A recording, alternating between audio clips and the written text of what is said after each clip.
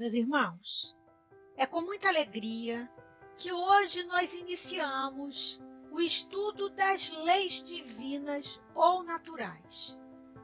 Segundo o Livro dos Espíritos, a lei natural é a lei de Deus, a única verdadeira para a felicidade do homem, e nos indica o que devemos fazer ou não fazer. E só seremos infelizes quando nos afastarmos dessa lei. Lei eterna, lei imutável, como o próprio Deus. E hoje iremos refletir sobre a lei de adoração. A lei natural, ou a lei de Deus, compreende a lei de adoração, a lei do trabalho, lei de reprodução, lei de conservação, lei de destruição, lei de sociedade, lei do progresso, lei de igualdade, lei de liberdade, lei de justiça, amor e caridade. Todas elas muito bem explicadas na terceira parte do livro dos Espíritos, conforme podemos ver as questões já facilitadas no slide que estamos apresentando e que convidamos ao estudo para acompanharmos melhor as nossas apresentações sequenciais sobre as leis morais. Nós devemos nos perguntar por que Kardec, pedagogo eminente, colocou como primeira lei moral a lei de adoração. Obviamente que não foi à toa. Sabemos que existe uma ordem didática na codificação cartesiana. Porque se o homem cumpre os seus deveres para com Deus, facilita os deveres para com os outros, que as leis morais estabelecem, sente mais força e capacidade para consigo mesmo e com o próximo. Entra em sintonia com as forças superiores que lhe auxiliam. Então, tem toda uma lógica, uma razão para iniciarmos os nossos estudos das leis morais pela lei de adoração. A lei de adoração é a primeira no grupo dos deveres do homem para com Deus. Mas, assim como no Pai Nosso, oração que Jesus nos ensinou, no Decálogo trazido por Moisés, podemos observar também nas leis morais a sua divisão em 3 partes, que também coincide, com toda certeza, não por acaso, pois sabemos que o acaso não existe, com o arcabouço psíquico, que divide também em 3 níveis, exposto por André Luiz e já reconhecido pela ciência oficial. Então, nós temos os deveres do homem para com Deus, temos os deveres do homem para com ele mesmo e temos os deveres do homem para com o próximo, como podemos esquematizar didaticamente em forma de uma pirâmide para facilitar a nossa compreensão. E o que significa adoração? Pelo dicionário, adoração é o ato ou efeito de adorar, venerar, culto que se rende a alguém ou algo que se considera uma divindade. Mas a ciência espírita, na questão 649 do Livro dos Espíritos, nos esclarece em que consiste a adoração. Os amigos espirituais respondem a Kardec que a adoração consiste na elevação do pensamento a Deus. É pela adoração que o homem aproxima sua alma de Deus. Nessa questão, nós não temos somente a caracterização do que significa a adoração. Nós temos também a explicação de que a adoração é um estado mental. Em sua palestra sobre adoração, Cosme Massi utiliza uma metáfora que nos auxilia muitíssimo em nossa reflexão sobre isso. Porque muitos podem pensar que Deus está em toda parte, porque há necessidade de nós elevarmos o nosso pensamento a Ele. Cosme Massi nos dá o exemplo de que se nós tivermos um pai e um filho, ambos sentados ao lado, na mesma poltrona, o pai poderá estar próximo do filho, prestando atenção no que ele está fazendo, no que ele está falando.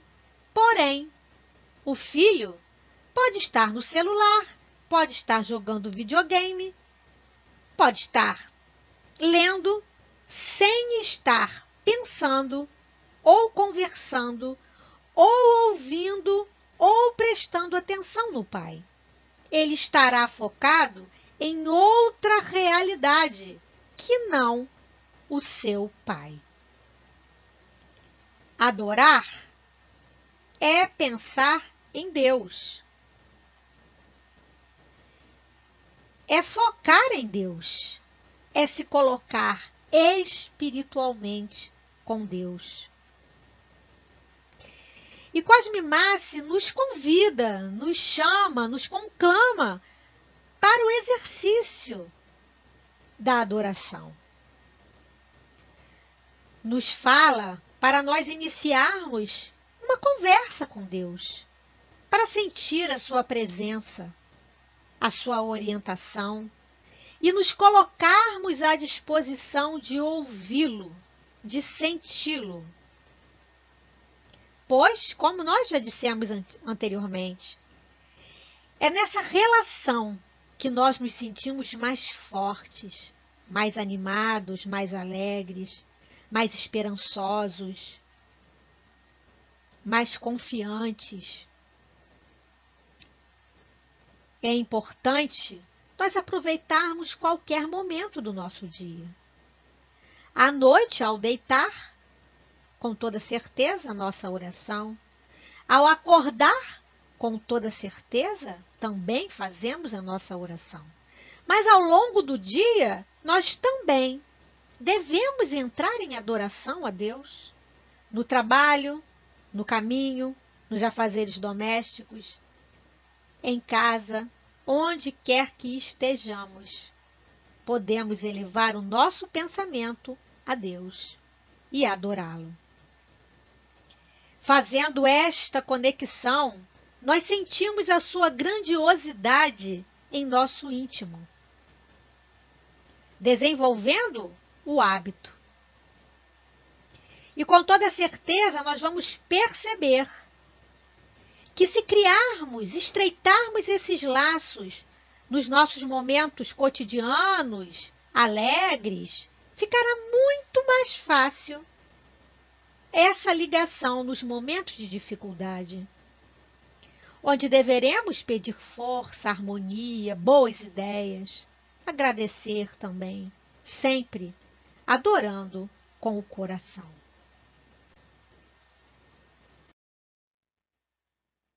Mas no Novo Testamento, em João capítulo 4, versículo 23, Jesus já nos alertava. No entanto, está chegando a hora, e de fato já chegou, em que os verdadeiros adoradores adorarão o Pai em espírito e verdade. E nós aprendemos no Livro dos Espíritos, na questão 10, quando Kardec pergunta se o homem pode compreender a natureza íntima de Deus, e o os luminares respondem que não, porque falta-lhe para isso o sentido. Então, está explicado porque o processo de adoração acompanha a evolução da criatura humana, uma vez que o homem evolui intelectual e moralmente, e ele vai aperfeiçoando também a sua concepção de Deus e a sua forma de adorá-lo. Na questão 650 do livro Dos Espíritos, Kardec pergunta: origina-se de um sentimento inato a adoração ou é fruto de ensino? E aprendemos com os Espíritos que é um sentimento inato, como o da existência de Deus. A consciência da sua fraqueza leva o homem a curvar-se diante daquele que o pode proteger. Portanto, é instintivo, não é fruto do ensino. Encontramos ao longo da história da humanidade hábitos diversos nas pessoas que se sentem necessitados da presença de Deus para serem mais saudáveis, mais felizes. E na questão seguinte, na 651, Kardec pergunta também se haverá algum povo destituído de todo sentimento de adoração. E os Espíritos respondem que não. Todos compreendem que, acima de tudo, há um ente supremo. Então, partindo das ideias politeístas, alcançamos significado progresso religioso com o monoteísmo. Apesar de até hoje ainda estarmos presos às manifestações de cultos exteriores, em maior ou menor grau. Meus irmãos, nós ainda estamos aprendendo a adorar a Deus em espírito e verdade, conforme preconiza o Evangelho de João e o Espiritismo. Nós aprendemos na questão 668 que, vindo iluminar o mundo com a sua divina luz, o cristianismo não se propôs a destruir uma coisa que está na natureza. Orientou, porém, a adoração para aquele a quem é devida. Quanto aos espíritos, a lembrança deles se há perpetuado, conforme os povos, sob diversos nomes e suas manifestações, que nunca deixaram de produzir-se, foram interpretadas de maneiras diferentes e muitas vezes exploradas sob o domínio do mistério. Enquanto para a religião, essas manifestações eram fenômenos miraculosos, para os incrédulos sempre foram embustes. E conforme Emmanuel nos esclarece na questão 227 do livro O Consolador, através da psicografia bendita de Francisco Cândido Xavier, são tão grandes as expressões da misericórdia divina que nos cercam o espírito em qualquer plano da vida, que basta um olhar à natureza física ou invisível para sentirmos em torno de nós uma aluvião de graças.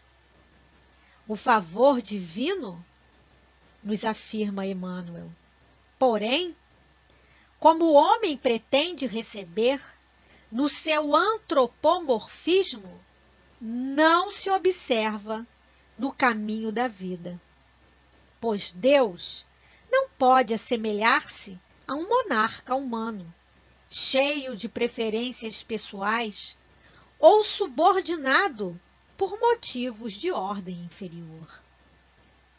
A alma, aqui ou alhures, receberá sempre de acordo com o trabalho da edificação de si mesma.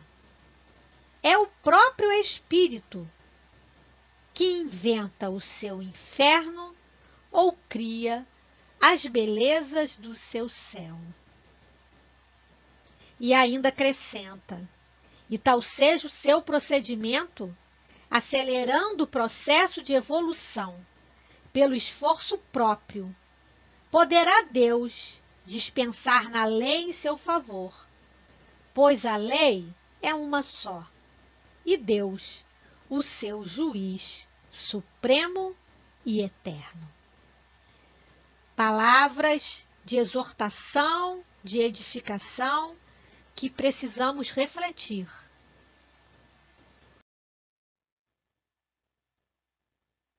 Se estamos tratando de uma lei, as leis possuem consequências, possuem benefícios. E qual seria a consequência de não cumprirmos a lei de adoração?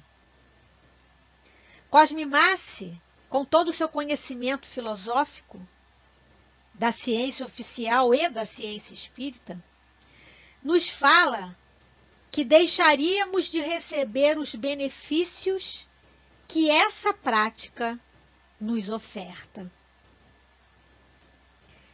Esses benefícios seriam as inspirações dos bons espíritos, as orientações para seguir um caminho melhor, força interior, tranquilidade interior, que só a adoração nos proporciona em seu grau máximo.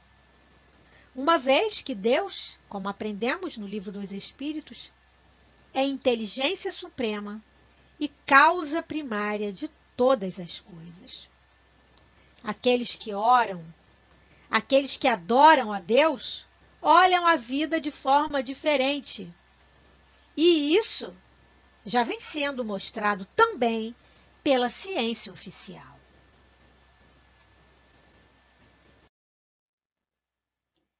Na questão 653 de O Livro dos Espíritos, Kardec pergunta: precisa de manifestações exteriores a adoração? E a resposta é clara. A adoração verdadeira é do coração. Em todas as vossas ações, lembrai-vos sempre de que o Senhor tem sobre vós o seu olhar.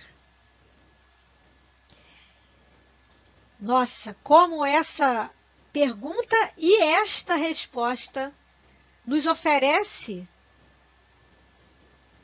reflexões, atenção nos nossos pensamentos, nos nossos atos, na nossa vida. Nós sabemos que muitas interpretações religiosas ainda trazem as manifestações ritualísticas visíveis nos seus cerimoniais de culto externo. Mas nós, espíritas, conforme está esclarecido no Livro dos Espíritos, não temos rituais, não temos símbolos, não temos imagens. Porém, vale ressaltar que devemos respeitar aquelas que os possuem.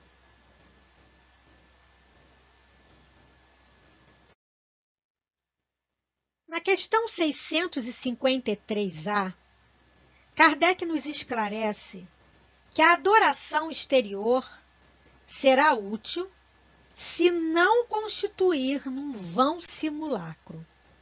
É sempre útil dar um bom exemplo, mas os que somente por afetação e amor próprio o fazem,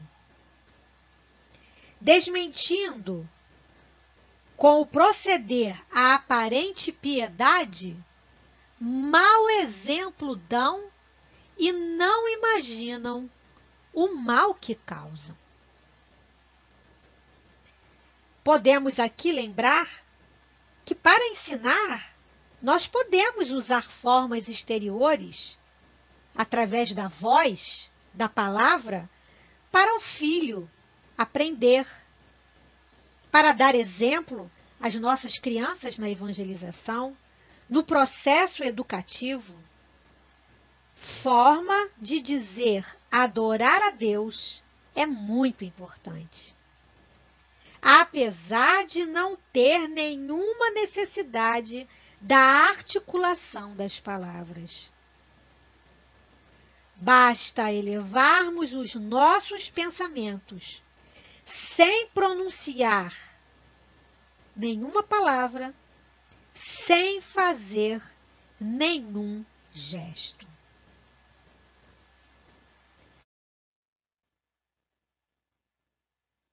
Na questão 654, do livro dos Espíritos, quando Kardec pergunta: tem Deus preferência pelos que o adoram desta ou daquela maneira?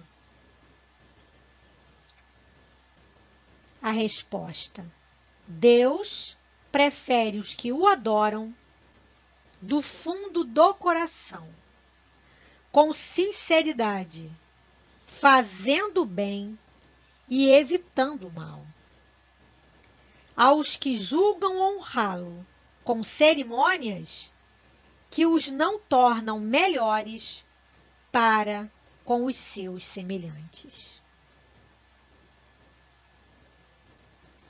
Para adorar a Deus, não temos necessidade de lugar específico, nem hora marcada, como estamos falando lá desde o segundo slide.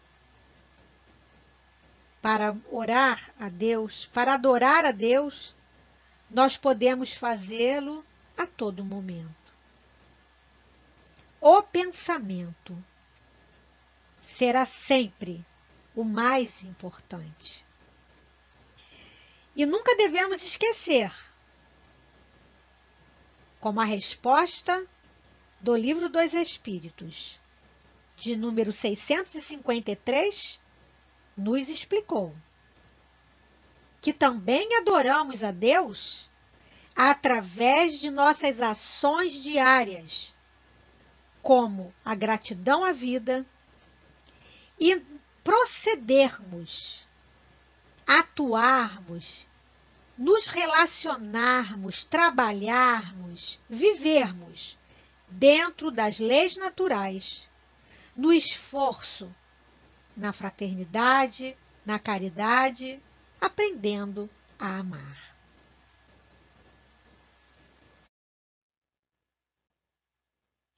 No Evangelho segundo o Espiritismo, capítulo 6, O Cristo Consolador, das Instruções dos Espíritos, Advento do Espírito de Verdade, no item 8, nós aprendemos que o devotamento e a abnegação são uma prece contínua e encerram um ensinamento profundo.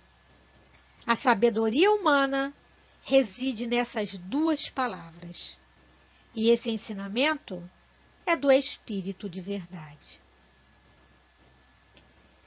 Abnegação e devotamento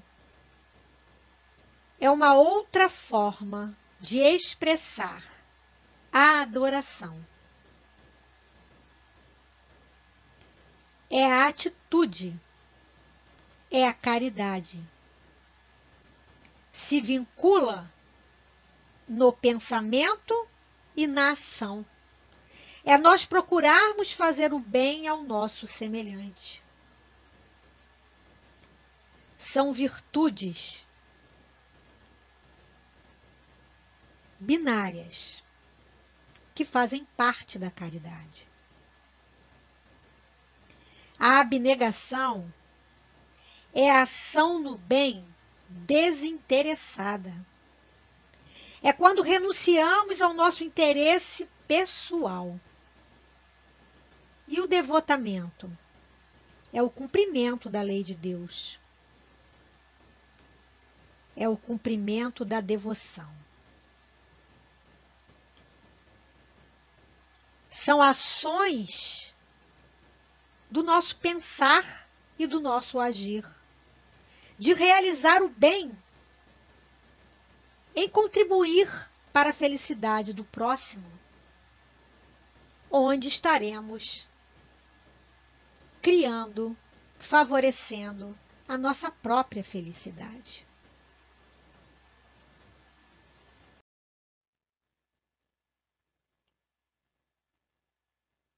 A lei de adoração é direito e dever de toda criatura, novo, velho, jovem, criança, encarnado, desencarnado, enfim. Direito, porque pode executar e, caso resolva não usar, está abrindo mão do seu direito. E dever, porque é um tipo particular de direito, que, se não cumprir, tem suas consequências. Como nós vimos aí em slides anteriores, perdemos os benefícios, perdemos alguma coisa. A adoração é também dever, pois entramos em contato com a inteligência superior, com o nosso Criador, e aproveitamos essa ligação, recebendo tudo que for favorável à nossa melhoria, ao nosso desenvolvimento, ao nosso crescimento, ao nosso progresso. Sendo Deus a inteligência suprema, e como fomos criados por Ele, está na nossa natureza essa interação, que é a lei de adoração. Porém, é preciso adquirir o hábito. Também, repetimos, não só no momento de angústia, de tristeza, de decepção, de sofrimento, de incerteza, mas também nos momentos de agradecimento, de louvor, ou seja, em todos os momentos de nossa vida. A adoração a Deus é o atributo da alma, através do pensamento. É uma oração.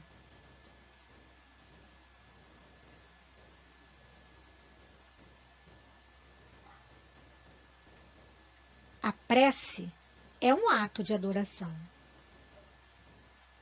Oramos para louvar, para pedir e para agradecer.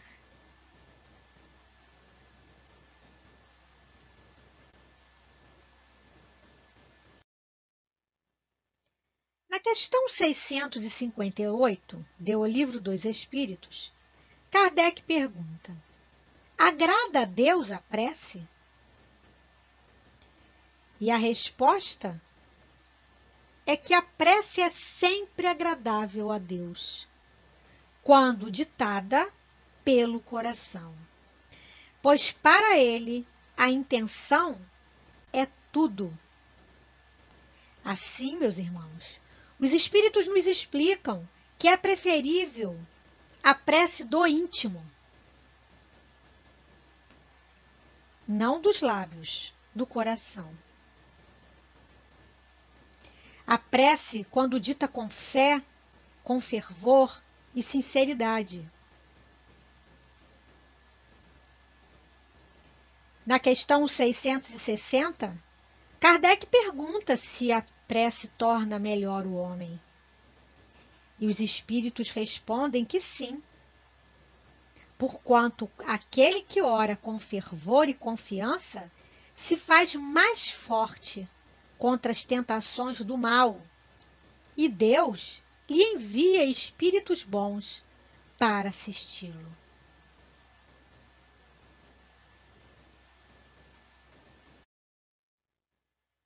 Na Revista Espírita, de janeiro de 1866, no artigo publicado por Kardec, Considerações sobre a prece no Espiritismo,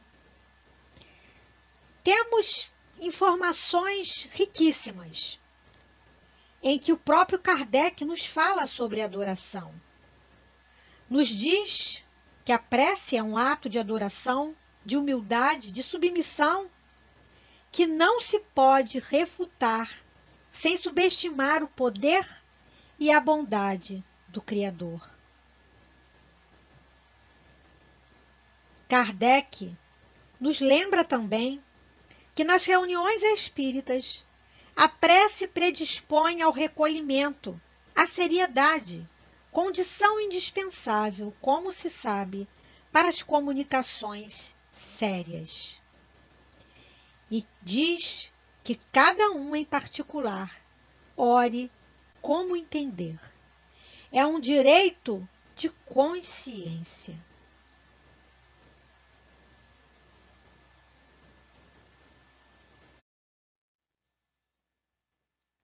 Aqui nós apresentamos as obras consultadas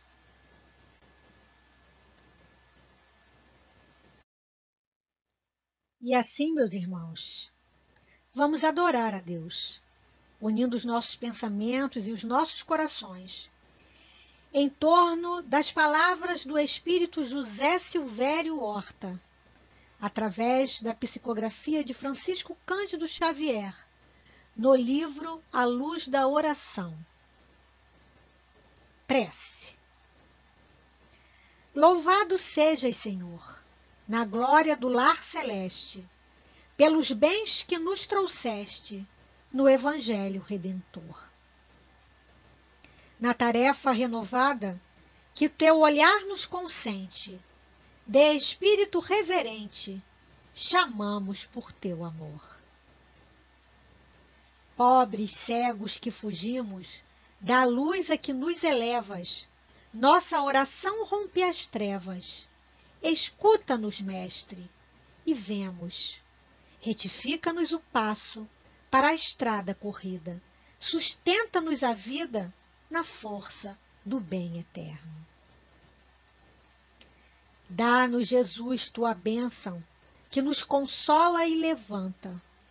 Que tua doutrina santa vibre pura e viva em nós.